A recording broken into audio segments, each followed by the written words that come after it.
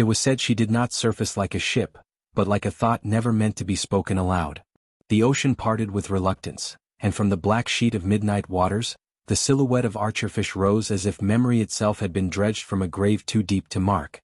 No gulls circled, no foam kissed her flanks, only silence, heavy and smothering, the silence of a predator that has learned to hold its breath. Her steel was not steel. In the dim wash of moonlight she seemed alive, her skin sweating beads of salt, her rivets flexing like pores, her hull pulsing faintly as if some hidden organ beat inside her. The sonar did not ping, it throbbed. Each pulse sent a ripple through the water, like a heart trying to echo its rhythm across eternity.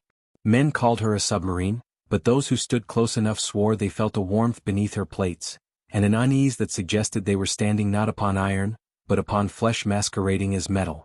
They said she learned her first hunger in the Pacific, when the war fed her dark offerings. Beneath the burning sun above, battles raged, but Archerfish lingered below, watching. The sea transmitted every death.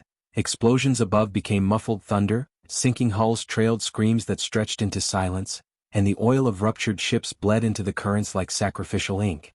Archerfish drank it all. Her crew whispered in the dim red light of her belly that she was not hunting ships, she was tasting them. Every vessel sunk was a hymn she memorized, every torpedo strike a prayer to something darker than victory. Her crew, if they can be called that, were shadows dressed in uniforms. They did not move as men but as echoes responding to her will.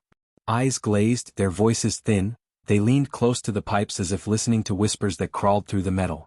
Orders were not barked, they were suggested, insinuated, born in the marrow of those aboard.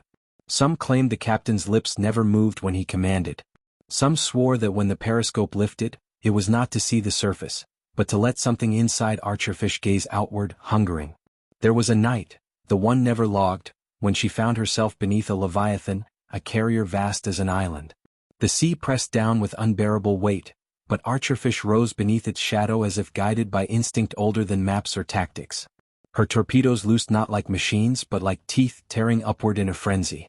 The carrier screamed, a sound no human should have heard, but all aboard swore the steel shrieked like a dying animal. Fire blossomed above the waves, yet in the control room of Archerfish there was no cheer, only breathless silence. The kill was not victory. It was feeding. From that night onward, the crew dreamed of drowning even while awake. They saw corridors flood with ink, saw their own lungs fill with brine, yet they smiled faintly as if surrender was a sacrament. Some awoke to find their boots wet though no water had entered. Some awoke to find their fingernails blackened with tar. All of them knew, without speaking, that they were no longer a crew but attendants to something vast and patient. The ocean bent for Archerfish. Storms broke in unnatural quiet above her path. Sonar failed near her, instruments flickered and died. Other submarines reported phantom contacts, shadows moving faster than sound, never on the same heading twice.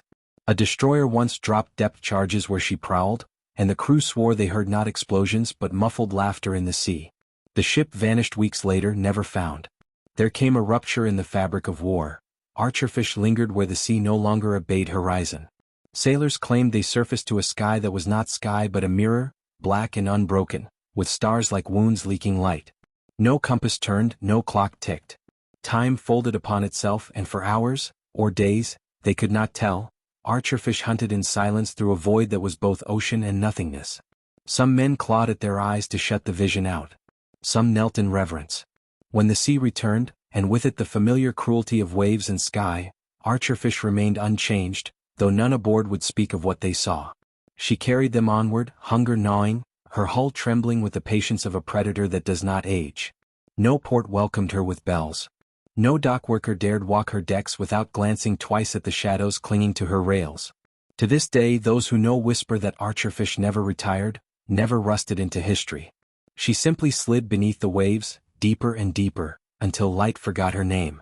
And still the ocean sometimes shudders with phantom sonar pulses, felt in the marrow of sailors who swear they hear a heartbeat beneath the deep. They call it current. They call it machinery. But in the silence between waves, when the night is too still, they wonder if Archerfish still prowls, a shape too patient to die, too hungry to sleep, waiting with teeth bared in the crushing black. She was never a submarine. She was the abyss given steel, the hunger of the sea itself made manifest. And hunger does not vanish. It waits.